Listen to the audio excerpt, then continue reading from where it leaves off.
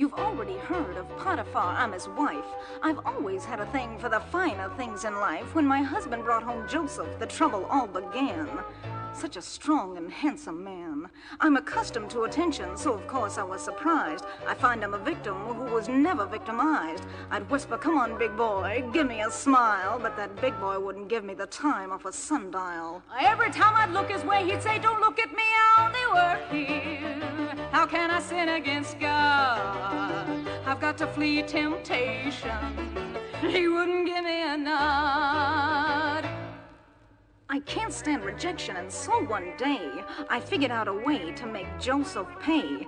I grabbed his coat and pulled it off. He turned around and ran, but I had Exhibit A in my hot little hand. When I showed it to my hubby, he was very angry. Joseph went to jail 'cause of little old me. Now he sits in the dungeon 'cause he kept God's law. I ought to feel bad, but nah. Every time I'd look his way, he'd say, don't look at me, I only work here. How can I sin against God? I've got to flee temptation. He wouldn't give me a nod. Don't look at me, I only work here. But he don't work here anymore. I guess I ought to be regretful. But he was such a bore.